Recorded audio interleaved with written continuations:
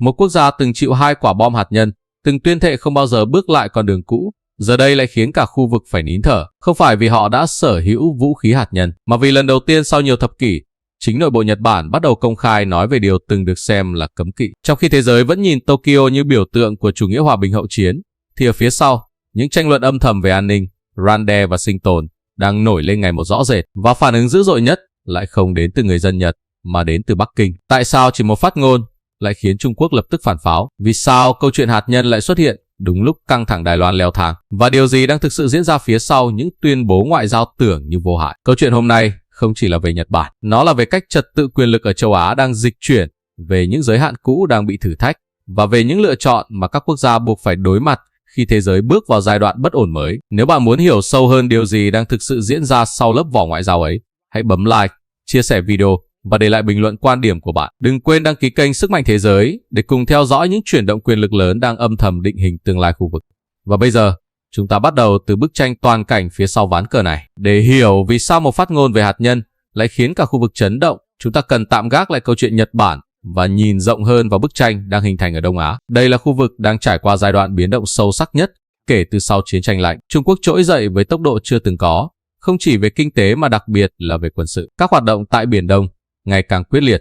Eo biển Đài Loan trở thành điểm nóng thường trực. Trong khi đó, Mỹ dù vẫn hiện diện mạnh mẽ, nhưng cách can dự đã khác xưa, thận trọng hơn, tính toán hơn, và không còn cam kết tuyệt đối theo kiểu bằng mọi giá. Chính trong bối cảnh ấy, Nhật Bản rơi vào một thế đứng đặc biệt khó xử. Về địa lý, Nhật nằm ngay sát các điểm nóng. Khoảng cách từ các đảo cực Tây của Nhật đến Đài Loan chỉ hơn 100 cây số. Điều đó có nghĩa là bất kỳ biến động nào tại eo biển này đều không còn là câu chuyện xa xôi, mà là nguy cơ trực tiếp đối với an ninh lãnh thổ Nhật Bản. Về lịch sử, Nhật lại mang trên mình gánh nặng đặc biệt. 2 quả bom nguyên tử trong Thế chiến thứ hai không chỉ để lại thảm họa nhân đạo, mà còn định hình toàn bộ tư duy chính trị, quân sự của quốc gia này suốt nhiều thập kỷ. Từ đó hình thành 3 nguyên tắc phi hạt nhân, trở thành trụ cột đạo đức và chính trị trong chính sách đối ngoại của Tokyo. Nhưng thế giới ngày nay không còn giống thế giới của nửa sau thế kỷ Ý Trích. Sự trỗi dậy nhanh chóng của Trung Quốc đã làm thay đổi cán cân quyền lực tại Đông Á. Các cuộc tập trận quy mô lớn, việc hiện đại hóa hải quân, không quân, cùng các tuyên bố cứng rắn về Đài Loan khiến môi trường an ninh ngày càng khó đoán.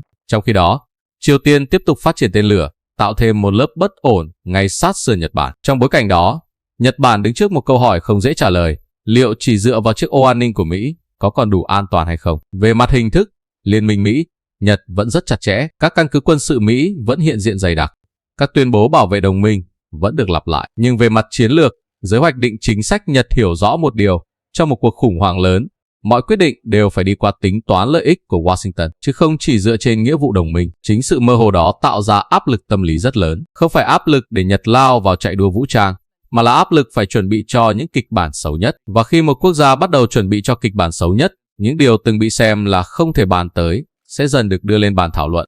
Đây là điểm mấu chốt của toàn bộ câu chuyện. Phát ngôn gây tranh cãi không xuất hiện trong khoảng không. Nó xuất hiện sau nhiều năm Nhật tăng chi tiêu quốc phòng, điều chỉnh học thuyết an ninh, mở rộng vai trò của lực lượng phòng vệ, và đặc biệt là sau hàng loạt tín hiệu cho thấy trật tự khu vực đang dịch chuyển theo hướng khó lường.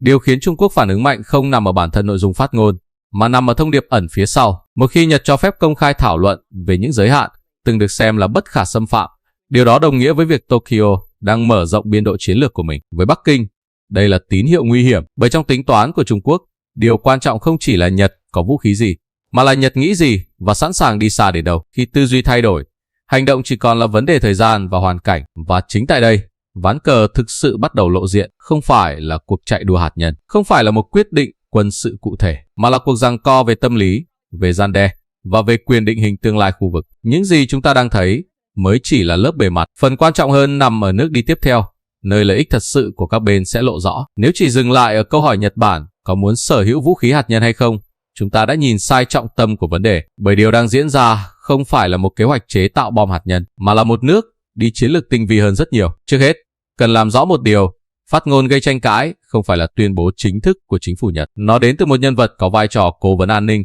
trong bối cảnh tranh luận nội bộ đang âm ỉ suốt nhiều năm. Nhưng chính vì vậy, nó mới có giá trị chiến lược. Trong chính trị quốc tế, có những thông điệp không bao giờ được gửi đi bằng văn bản chính thức. Chúng được thử nghiệm bằng dư luận, được thả bóng qua truyền thông, được đo phản ứng từ đối thủ, đồng minh và công chúng. Và đây chính là điều Nhật Bản đang làm. Khi một ý tưởng từng bị xem là cấm kỵ bỗng nhiên được đưa ra công khai, dù chỉ trong khuôn khổ tranh luận, điều đó cho thấy ranh giới tư duy đã dịch chuyển, không phải để hành động ngay, mà để mở rộng không gian lựa chọn trong tương lai. Nước đi này mang lại cho Tokyo 3 lợi ích chiến lược rất rõ ràng. Thứ nhất, tạo sức gian đe tâm lý. Nhật không cần sở hữu hạt nhân để khiến đối phương phải cân nhắc, chỉ cần để lộ khả năng suy nghĩ về nó. Cán cân tâm lý đã thay đổi. Trong địa chính trị, cảm nhận về khả năng hành động đôi khi quan trọng không kém hành động thật sự. Thứ hai, gửi tín hiệu tới đồng minh. Thông điệp ngầm gửi tới Washington là Nhật sẵn sàng gánh trách nhiệm an ninh lớn hơn, nhưng cũng mong muốn có không gian tự chủ rộng hơn. Điều này đặt Mỹ vào thế phải cân nhắc kỹ hơn trong cách duy trì cam kết, thay vì mặc định rằng Tokyo sẽ luôn đi theo.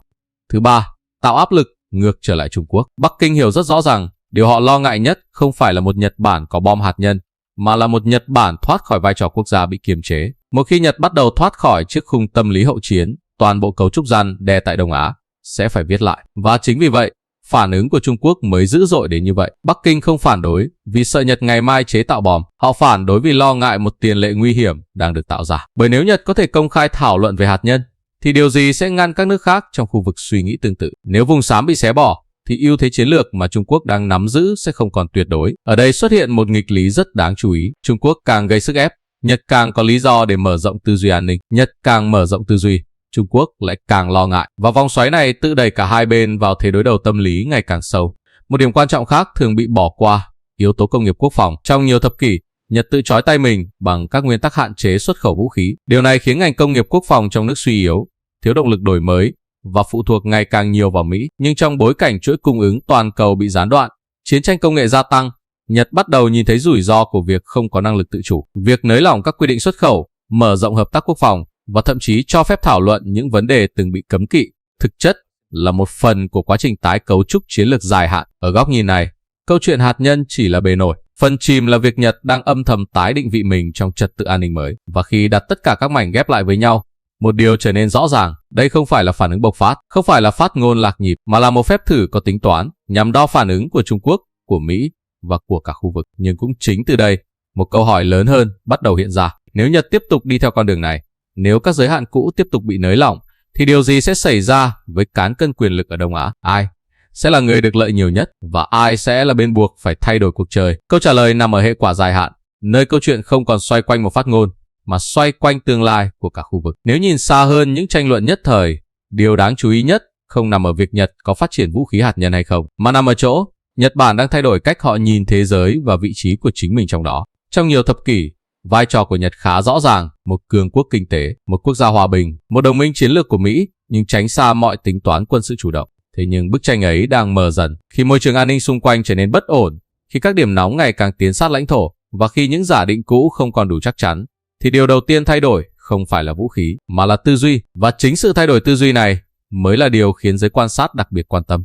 Nếu kịch bản hiện tại tiếp diễn, Nhật Bản sẽ bước vào một trạng thái mới, không phải một cường quốc quân sự theo nghĩa truyền thống, nhưng là một quốc gia có khả năng tự định hình lựa chọn chiến lược của mình thay vì hoàn toàn dựa vào người khác. Trước đây, Nhật gần như không có lựa chọn, an ninh gắn chặt với Mỹ, giới hạn hành động được quy định rõ ràng, vai trò trong khu vực phần lớn mang tính phòng thủ. Còn trong bối cảnh hiện nay, Nhật bắt đầu có nhiều không gian xám hơn, không gian để thảo luận, không gian để thử phản ứng, không gian để điều chỉnh chính sách theo tình hình thực tế. Và khi một quốc gia có thêm không gian lựa chọn, vị thế của họ trong bàn cờ quyền lực cũng thay đổi theo. Điều này kéo theo một hệ quả lớn hơn. Đối với Trung Quốc, Nhật không còn là đối thủ bị động có thể dễ dàng dự đoán. Đối với Mỹ, Nhật không chỉ là đồng minh thụ động, mà là một đối tác có tiếng nói và lợi ích riêng. Còn với khu vực, Nhật đang trở thành một biến số chiến lược thay vì một hằng số ổn định như trước đây. Sự thay đổi này không diễn ra ồn ào, không có tuyên bố chấn động, không có hành động quân sự cụ thể. Nhưng chính vì vậy, nó lại đáng chú ý hơn. Bởi trong địa chính trị, những bước ngoặt quan trọng nhất thường diễn ra âm thầm. Khi người ta nhận ra